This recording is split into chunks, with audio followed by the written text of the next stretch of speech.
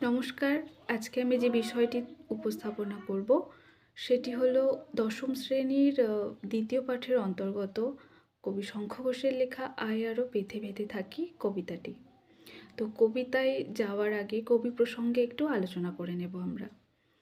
যদিও দশম শ্রেণী মানে আগে কবি সম্পর্কে ওয়াকিবহাল আছো এবং পাঠ্য বইতেও কিছু তথ্য দেওয়া আছে, তবুও দশম শ্রেণী বড় হয়ে গেছো, এখন সব কিছু ডিটেলে জানতে হবে।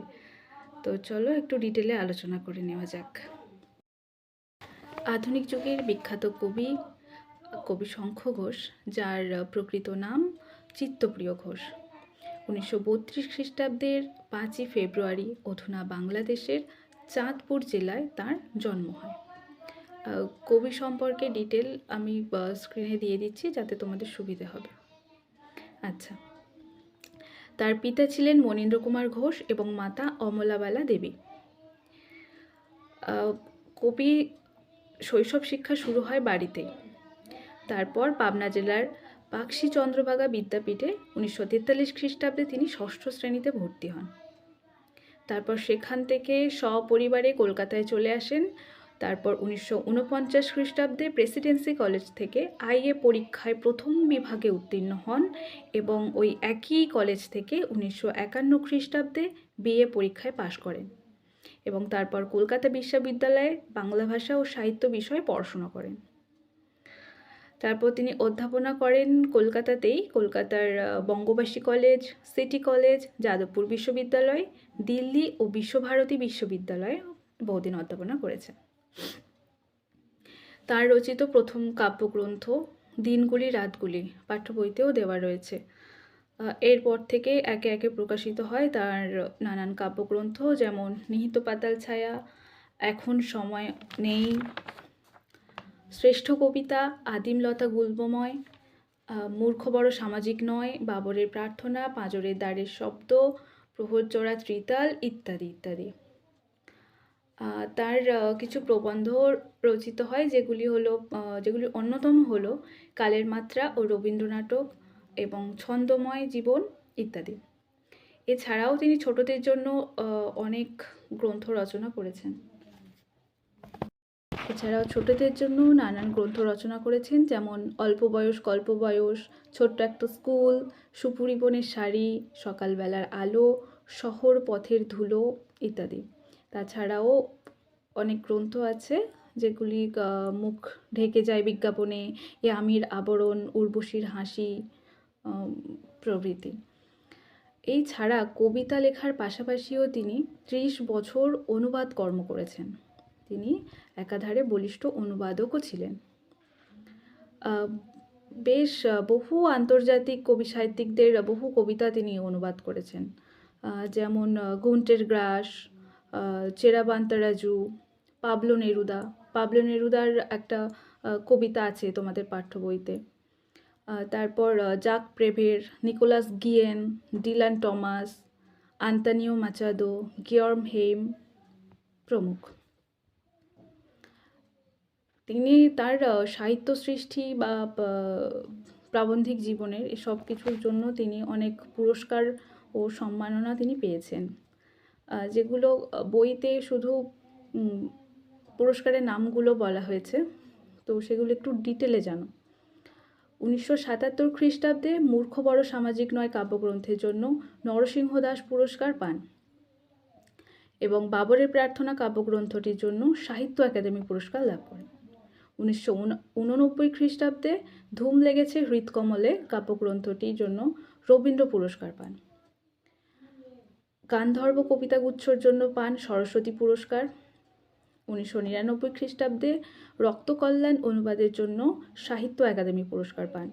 1999 খ্রিস্টাব্দে বিশ্বভারতীর দ্বারা দেশিকোত্তম পুরস্কার পান। 2011 খ্রিস্টাব্দে ভারত সরকার কর্তৃক পদ্মভূষণ উপাধিতে সম্মানিত হন। 2015 খ্রিস্টাব্দে সাংবাদিক ও লেখকদের বিশ্ব ফোরাম থেকে hall of ফেমে life time achievement সাহিত্যে ব্রহ্ম পুরস্কার লাভ করেন। 2016 খ্রিস্টাব্দে ভারতবর্ষের সর্বোচ্চ সাহিত্য পুরস্কার জ্ঞানপীঠ পুরস্কার লাভ করেন কবি শঙ্খ ঘোষ। লেখনীর কিছু বৈশিষ্ট্য আমরা লক্ষ্য করি যে তার লেখনীর মধ্যে পাই মানুষের কথা, দেশ কাল, সমাজ সভ্যতার কথা, অর্থনৈতিক বৈষম্যের কথা, রাজনৈতিক প্রেক্ষাপট, এমনকি সাধারণ মানুষ বা অসহায় নিপীড়িত মানুষদেরও চিত্র তার রচনার মধ্যে আমরা দেখতে পাই। পর 14 এপ্রিল 2021 করোনায় আক্রান্ত হন তিনি। তারপর 21 এপ্রিল 2021 চিরঘুমের দেশে তিনি চলে যান এবং তার সাথে সাথে বাংলার সাহিত্য জগতে এক বর্ণময় অধ্যায়ের সমাপ্তি ঘটে। এবার কবিতাতে আসি। তার আয় আরও বেঁধে বেঁধে থাকি কবিতাটি। তার মূল কাব্যগ্রন্থ সেটি হলো জলই পাষাণ হয়ে আছে, এই কাব্যগ্রন্থ থেকে নেওয়া হয়েছে। এর রচনাকাল 2001 থেকে 2003 খ্রিস্টাব্দে এবং প্রকাশিত হয় 2004 খ্রিস্টাব্দে। কবিতার মূল বিষয়বস্তু হলো বর্তমান সামাজিক পরিস্থিতি, তাতে মানুষের যে বিপন্নতা, সেটাই। অর্থাৎ ক্ষমতাবান সাম্রাজ্যবাদী শাসকেরা তাদের নিজেদের লোভ লালসা আকাঙ্ক্ষা পূরণ করেছে না অত্যাচারের মাধ্যমে, ধ্বংসের মাধ্যমে, আর সাধারণ শ্রমজীবী মানুষ সব হারিয়ে সেই সাম্রাজ্যবাদী শাসকের হাতেই কোণঠাসা হয়ে পড়েছে। তাই কবি এখানে এই বঞ্চিত, লাঞ্ছিত, অসহায়, নিপীড়িত মানুষদেরকে ঐক্যবদ্ধ হওয়ার আহ্বান জানিয়েছেন এবং এই সমস্ত প্রতিকূলতার বিরুদ্ধে রুখে দাঁড়ানোর সাহস জুগিয়েছেন। অর্থাৎ সাধারণ মানুষ আজ এক ভয়াবহ প্রতিকূল পরিস্থিতির শিকার। এই সাম্রাজ্যবাদী শাসকরা এবং তাদের অনুগত অশুভ শক্তিই বলা চলে, তো তাদের অনুগত বিভিন্ন অশুভ শক্তি তাদের স্বার্থ চরিতার্থ করতে গিয়ে এক সামাজিক অস্থিরতা সৃষ্টি করেছে, যার ফলে মানুষের চারিপাশে বিপন্নতা, হতাশা, মানুষ অসহায় হয়ে পড়েছে। তাদের যেন বাঁচার কোনো পথ রইল না, কোনো পথ নেই। তো এই সমস্ত হতাশা সব কিছুর থেকে বাঁচতে একটাই উপায়, যেটা হলো সংঘবদ্ধতা, যেটা কবি কবিতায় বলেছেন। এবং এই ক্ষয়ে যাওয়া সমাজে মানুষের কোনো ইতিহাস নেই। সাধারণ মানুষ, শ্রমজীবী খেটে খাওয়া মানুষের কোনো ইতিহাস নেই। সেই ইতিহাস রয়েছে যেটা সাম্রাজ্যবাদী শাসকদের কাছে নিপীড়িত, পদানত মানুষদের পদানত হওয়ার ইতিহাস। এই ক্ষয়ে যাওয়া সমাজে সাধারণ মানুষের কোনো ইতিহাস নেই। যদি কোনো ইতিহাস থেকে থাকে তবে সেটা সাম্রাজ্যবাদী শক্তির কাছে পদানত হওয়ার ইতিহাস। এই সমস্ত নেতিবাচক, সমস্ত প্রতিকূলতার, এই সব কিছুর মাঝেও কিছু সমাজে, এখনকার বর্তমান সমাজে এখনও কিছু শুভবুদ্ধি সম্পন্ন, বিবেকবান মানুষ এখনও রয়েছেন, যারা তাদের বিবেকবোধ বা শুভবুদ্ধি বিসর্জন দেননি। কবি সেই সমস্ত শুভবুদ্ধি সম্পন্ন বিবেকবান মানুষদেরকে সংঘবদ্ধ হতে বলছেন, ঐক্যবদ্ধ হতে বলছেন। কারণ সংঘবদ্ধতা বা এই ঐক্যবদ্ধতার কাছে অশুভ শক্তির পরাজয় অবশ্যম্ভাবী। কবি শঙ্খ ঘোষ তাঁর কবিতার মধ্যে দিয়ে সাধারণ মানুষের কাছে এই বার্তাই পৌঁছে দিতে চাইছেন যে সংঘবদ্ধ থাকো, একতাবদ্ধভাবে থাকো। এই একতা, সম্মিলিত শক্তি, এসবের কাছে অশুভ শক্তিকে নতজানু হতেই হয়। এটাই হলো সভ্যতার ইতিহাস, সাম্রাজ্যবাদী শাসকদের গড়া ইতিহাস নয়, এটাই বাস্তব। এটাই কবি তার কবিতার মধ্যে দিয়ে তুলে ধরার চেষ্টা করেছেন এবং সাধারণ মানুষের কাছে তার এই বার্তাটা পৌঁছে দেওয়ার চেষ্টা করেছেন। এবার মূল কবিতাতে যাওয়া যাক। সবাই পাঠ্য বই দেখো।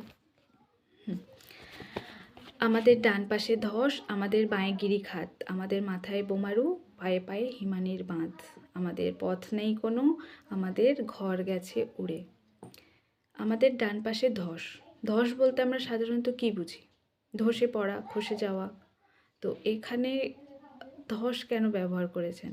মানুষের বর্তমান সমাজে বা সাধারণ মানুষের যে বিপন্নতা দেখা দিয়েছে, যে প্রতি পদে পদে যে বিপদ, প্রতিকূলতা, সেটার সম্ভাবনাটাকে ফুটিয়ে তোলার জন্য ধস শব্দটি ব্যবহার করেছেন। তারপর আমাদের বাঁয়ে গিরিখাত। গিরিখাত মানে কি? গিরিখাত হলো দুটো পর্বতের মাঝে সৃষ্ট গভীর খাদকে বোঝায়, তাই তো? অর্থাৎ পাহাড়ি পথ কি বিপদ সংকুল হয়। তো সেই পাহাড়ি পথের বিপদ সংকুলতার মতোই বর্তমান বিশ্বের মানুষের জীবনে সেই প্রতিকূলতা সৃষ্টি হয়েছে। সেই প্রতিকূলতাটাকে বোঝানোর জন্য গিরিখাত শব্দটি ব্যবহৃত হয়েছে। কথায় বোমারু, অর্থাৎ যুদ্ধবাদ সাম্রাজ্যবাদী যেমন বোমারু বিমান থেকে বোমা নিক্ষেপ করে, আচমকাই আক্রমণ চালায়, ঠিক তেমনই আচমকার আক্রমণে মানুষের জীবন আজ বিপন্ন। সেই বিপন্নতার কথাই বলা হয়েছে। পায়ে পায়ে হিমানির বাঁধ, হিমানি বরফের বাঁধ, তো মানুষের হাত পা বাঁধা, মানুষের বরফের বাঁধের মতো বিপদ, সেই বিপদ সংকুলের কথাই বলা হচ্ছে। আমাদের পথ নেই কোনো, আমাদের ঘর গেছে উড়ে, পথ নেই। আমার পৃথিবীতে মানুষ বড় অসহায়, নিরুপায় হয়ে পড়েছে। তাদের চলার পথে প্রত্যেক পদে পদে প্রতিকূলতা সৃষ্টি হচ্ছে। ঘর গেছে উড়ে, চারিদিকেই দাঙ্গা যুদ্ধ, এই সব কিছু মানুষকে গৃহহীন করে দিয়েছে, মানুষকে ঘর ছাড়া করে দিয়েছে। হিংসার উন্মত্ততা, এই ধ্বংসের তাণ্ডব মানুষকে নিরাশ্রয় করে তুলেছে। মানুষকে আশ্রয় নিতে হচ্ছে উদ্বাস্তু শিবিরে। এই নিরাপত্তাহীনতাটা কবি বোঝাতে চাইছেন। আমাদের পথ নেই কোনো। পথ বলতে কবি এখানে সাধারণ মানুষের চলার পথকে বুঝিয়েছেন, যে সুন্দর মসৃণভাবে জীবনযাপন করবে, সেই সাধারণ চলার পথ। কিন্তু বিশ্বজুড়ে এই যে যুদ্ধ দাঙ্গা বা সামাজিক ও রাজনৈতিক যে অস্থিরতা মানুষকে দিশেহারা করে দিয়েছে, মানুষকে পথ হারা করে দিয়েছে। সন্ত্রাস আর বঞ্চনার শিকার, মানুষের জীবন ধারণের প্রতি পদে পদে প্রতিবন্ধকতা, যা তার জীবনকেই মানে জীবনের অস্তিত্বকেই বিপন্ন করে তুলেছে।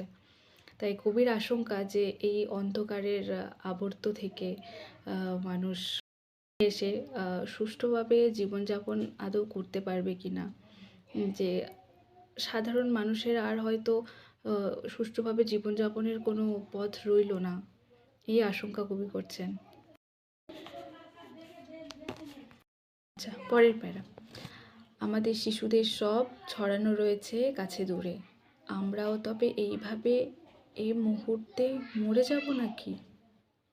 আমাদের পথ নেই আর, আয় আরও বেঁধে বেঁধে থাকে। আমাদের শিশুদের সব ছড়ানো রয়েছে কাছে দূরে। যুদ্ধ বিধ্বস্ত এই বিশ্বে বর্তমান সমাজ, আমাদের চারপাশ বিপদ সংকুল আজ। সাম্রাজ্যবাদী আগ্রাসন ও শাসকেরা এই রক্তক্ষয়ী তাদের হানাহানি থেকে শিশুদেরকেও বাদ দিচ্ছে না, বাদ যায়নি। কাছে দূরে গোটা পৃথিবী জুড়েই সদ্যজাত সন্তানরাও বা সদ্যজাতরাও এই হিংসাশ্রয়ী যুদ্ধ ও রক্তাক্ষয়ী ওই সন্ত্রাসের বলি হচ্ছে। কবির আক্ষেপ যে আমরা এমন একটা পৃথিবীতে বাস করি যেখানে শিশুদেরও নিরাপত্তা নেই, আমরা তাদের নিরাপত্তা দিতে অক্ষম, আমরা আমাদের ভবিষ্যৎকে নিরাপত্তা দিতে অক্ষম। এই অক্ষমতা সাধারণ মানুষের কাছে স্বাভাবিক নয়, এটাকে মেনে নেওয়া যায় না।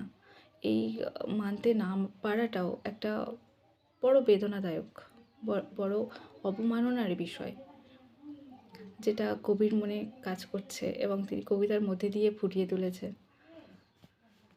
আমরাও তবে এইভাবে এই মুহূর্তে মরে যাব নাকি? কবির এমন আশঙ্কা করাটা মর্মগ্রাহী এবং বাঞ্ছনীয়, কারণ যে শিশুদেরকে আমরা নিরাপত্তা দিতে পারছি না, এই হানাহানিতে হিংসা দ্বন্দ্বে দাঙ্গায় শিশুরা অনায়াসেই বলি হচ্ছে। সেই শিশুদের অস্তিত্বই রক্ষা করতে আমরা অপারগ, সেখানে নিজেদের অস্তিত্বের কথা ভাবা তো অবান্তর বটেই, অর্থহীন। কবি কেবল বেঁচে থাকার জন্য বেঁচে থাকাটাকে ঘৃণা করেন। এমন নরকীয় প্রবলের কাছে নতি স্বীকার করে বেঁচে থাকাটা একটা সংবেদনশীল মানুষের কাছে অপমানজনক এবং যন্ত্রণাদায়ক বিষয় বটে। তাই এই মুহূর্তে মরে যাব নাকি, এটা বলেছেন। মানে কতটা হতাশা উনি প্রকাশ করছেন লাইনটার মধ্যে দিয়ে, যে এর থেকে মৃত্যু ভালো। এই বেঁচে থাকাটাকে তিনি যন্ত্রণাদায়ক হয়ে উঠেছে আরও তার কাছে। পথ নেই আর, আয় আরও বেঁধে বেঁধে থাকি। আমাদের বলতে কবি এখানে শুধু নিজের কথা নয়, সাধারণ মানুষ, খেটে খাওয়া, অসহায় নিপীড়িত মানুষদের কণ্ঠে কবি বলেছেন আমাদের পথ নেই আর। এই আমাদের বলতে সাধারণ মানুষকে বুঝিয়েছেন। বর্তমান বিশ্ব, তাই ক্ষমতাবান শাসক, সাম্রাজ্যবাদী শক্তি বা মৌলবাদীদের যৌথ ষড়যন্ত্র, এগুলিতে বর্তমান বিশ্ব বিধ্বস্ত হয়ে পড়েছে। সাধারণ মানুষ অসহায় হয়ে পড়েছে। চতুর্দিকে বিপন্নতা দেখা দিচ্ছে, যে তাদের মাথার উপর ছাদ নেই, খাওয়ার মতো অন্ন নেই, তারা তাদের ভাবি প্রজন্মকে নিরাপত্তা দিতে অক্ষম, তাদের অস্তিত্ব রক্ষা করতে অক্ষম, নিজেদের তো প্রশ্নেরও বাইরে, ভাবারও বাইরে। নিজেরাই নিজেদের প্রাণ সংশয়ে ভীত। প্রত্যেক মুহূর্তে, প্রত্যেক পদে পদে বিপদ তাদের। তবে ক্রমাগত শোষিত মানুষগুলোকে কবি প্রত্যাঘাতের পথে এগোতে বলছেন। আর এই প্রত্যাঘাতের পথ হলো সংঘবদ্ধতা। পৃথিবীর অসংখ্য শ্রমজীবী, শান্তিকামী, সাধারণ, নিপীড়িত, শোষিত, লাঞ্ছিত, বঞ্চিত মানুষদের সবাইকে একতাবদ্ধ হতে বলছেন, বেঁধে বেঁধে থাকতে বলছেন। অর্থাৎ একসাথে একতাবদ্ধভাবে থাকতে বলছেন। সবাইকে একত্রিত হয়ে এই সমস্ত প্রতিকূলতা, সমস্ত হতাশার বিরুদ্ধে রুখে দাঁড়াতে বলছেন কবি। বন্য জীবজন্তুর হাত থেকে নিজেদেরকে বাঁচতে বা নিজেদেরকে রক্ষা করতে বন্য অরণ্যচারী মানুষরা যেরকম সংঘবদ্ধভাবে বাস করতে শিখেছিল, তো সেখান থেকে যেমন সৃষ্টি হয়েছিল পাড়া, যেমন গড়ে উঠেছিল পরিবার, পাড়া, গ্রাম, প্রদেশ, রাষ্ট্র, তারপর সৃষ্টি হলো সভ্যতা। তো এখন বন্য জন্তুর ভয় নয়, ক্ষমতাবান সাম্রাজ্যবাদী বা মৌলবাদীদের সাধারণ মানুষের সামনে অস্তিত্বের সংকট তৈরি করছে। সংকট থেকে রক্ষা পেতে বা ভাবি প্রজন্মের কাছে একটা সুন্দর পৃথিবী দিয়ে যাওয়ার জন্য মানুষের প্রয়োজন সংঘবদ্ধতা। এই ঐক্যবদ্ধতা বা সংঘবদ্ধতাই একমাত্র পারবে আমাদের সভ্যতার বা সংকট মোচন করতে বা একটা সুন্দর পৃথিবী উপহার দিতে। পরের প্যারা, আমাদের ইতিহাস নেই, অথবা এমনই ইতিহাস আমাদের চোখ মুখ ঢাকা, আমরা ভিখারি 12 মাস। পৃথিবী হয়তো বেঁচে আছে, পৃথিবী হয়তো গেছে মরে, আমাদের কথা কে বা জানে। আমরা ফিরেছি দৌড়ে দৌড়ে, কিছুই কোথাও যদি নেই, তবুও তো কজন আছে বাকি। আয় আরও হাতে হাত রেখে, আয় আরও বেঁধে বেঁধে থাকি। আমাদের ইতিহাস নেই। তাহলে এই আমাদের বলতে কাদের বুঝিয়েছেন? আমাদের বলতে সাধারণ মানুষ, খেটে খাওয়া, পরিশ্রমী, শ্রমজীবী মানুষদের কথা বুঝিয়েছেন। আসলে বিশ্বের ইতিহাস লিপিবদ্ধ হয় সাধারণ মানুষের হাতে তো নয়, শাসক কিংবা সাম্রাজ্যবাদী শক্তির হাতে। তারাই ইতিহাসটাকে লিপিবদ্ধ করে। বিশ্বের ইতিহাস লিপিবদ্ধ হয় শাসক বা সাম্রাজ্যবাদী ইচ্ছা বা পরিকল্পনায়। সাধারণ মানুষের হাতে তো সেটা থাকে না। এখানে উপেক্ষিত, দুর্বল, বাস্তব মানুষদের যথার্থ প্রতিচ্ছবি কখনোই ফুটে উঠবে না।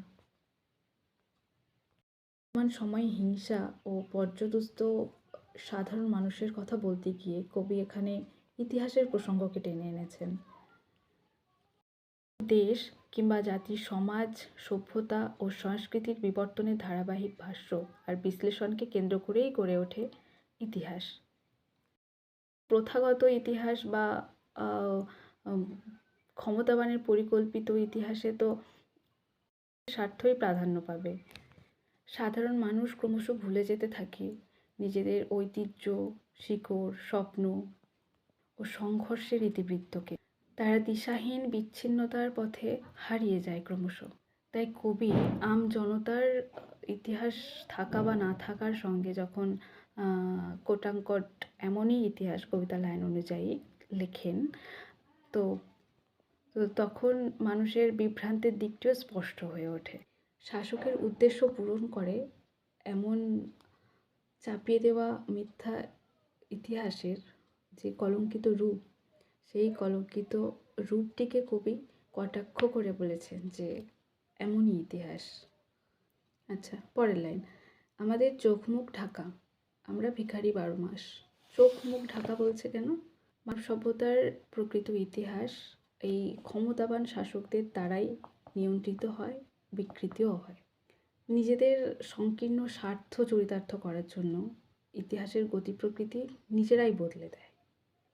আর অসহায়, দুর্বল সাধারণ মানুষ এই সব সত্যি জেনেও না জানার ভান করে, সব সত্যি দেখেও না দেখার ভান করে, অন্ধ মৌনতা অবলম্বন করে বা ভয়ে ও বিপন্নতায় এই যে বিকৃতি সত্যিগুলোকে বা মিথ্যেগুলোকেই তারা সত্যি ইতিহাস বলে মেনে নেয় বা মেনে নিতে বাধ্য হয়। আপোসকামী সাধারণ মানুষদের এই চারিত্রিক দৈন্য ও কী বলে পরানুকরণকে কবি চোখে মুখে ঢাকা এই শব্দবন্ধনে এই শ্লেষে আবদ্ধ করেছেন। আমরা ভিখারি 12 মাস। এখানে আমরা বলতে ওই সাম্রাজ্যবাদীদের অত্যাচারে জর্জরিত, নিপীড়িত, অসহায়, খেটে খাওয়া শ্রমজীবী মানুষদেরকেই বোঝানো হয়েছে। আর এই আমরা এরা একটা বিশেষ শ্রেণী চরিত্র, যারা দেশকাল ভেদে সবসময় এক। সাধারণ শ্রমজীবী এই মানুষগুলো সবসময় নিচের তলার লোক হিসাবেই পরিচিত, কিন্তু এরাই সমাজের ধারক ও বাহক, কিন্তু এরাই থাকে সবচেয়ে অন্ধকারে। সমাজের তথাকথিত উচ্চবিত্তের দয়া দাক্ষিণ্যেই তাদের মাথামোড়া নির্ভর করে বেশিরভাগ। শাসকের ক্ষমতা বদল হয়, কিন্তু এদের দীনতা বদল হয় না। এরা সবসময় একই রকম থেকে যায়। এই মানুষগুলো সবসময় বঞ্চিত হয়ে আসে।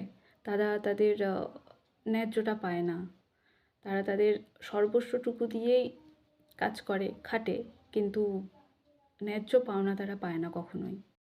আবার সাম্রাজ্যবাদী মানুষেরা যখন তারা নিজেদের স্বার্থসিদ্ধির জন্য যে গোটা বিশ্বময় বা বিশ্বজুড়ে যে উন্মাদনা সৃষ্টি করে বা যে অত্যাচার সৃষ্টি করে, সেই অত্যাচারিত হয় আবার এই নিপীড়িত অসহায় মানুষগুলোই। এরাই সবার আগে আশ্রয়চ্যুত হয়ে পড়ে, এদের রুচি রোজগারে আগে টান পড়ে, সব থেকে বেশি এদেরই ক্ষতি হয়, কিন্তু এদের ইতিহাস কোথাও লেখা হয় না।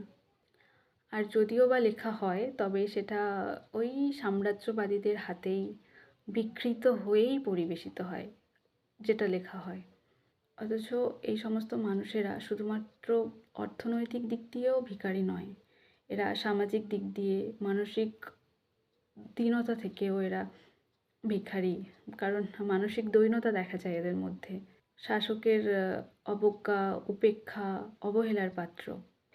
তাই কবি এই শাসিত বা শোষিত সাধারণ নিপীড়িত অসহায় মানুষদের জবানিতেই তিনি বলেছেন, আমরা ভিখারি 12 মাস। পৃথিবী হয়তো বেঁচে আছে, পৃথিবী হয়তো গেছে মরে। আজকের যুদ্ধ ও দাঙ্গা বিধ্বস্ত পৃথিবীতে মানুষ দিশেহারা হয়ে পড়েছে, মানুষের হাত পা বাঁধা, তাদের কিছুই যেন করার নেই। কবির মতে নানান প্রতিকূলতা বা যুগ যন্ত্রণার কষ্ট নিয়ে মানুষ বেঁচে আছে। এই যুদ্ধবিধ্বস্ত পৃথিবীতে মানুষ দিশেহারা, গৃহহীন, ইতিহাস বিস্মৃত এই নিরন্ন মানুষগুলি নিজের ভাবি প্রজন্মকে রক্ষা করতে অপারগ, ব্যর্থ।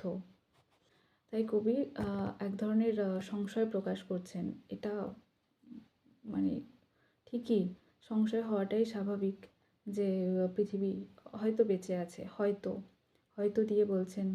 আহ, উপনিষদের কথার রেস্টে নেই বলা যায় যে মানুষ থেমে থাকা মানে মানুষ চলমান, কিন্তু মানুষ থেমে থাকা মানে মৃত্যুর সমান।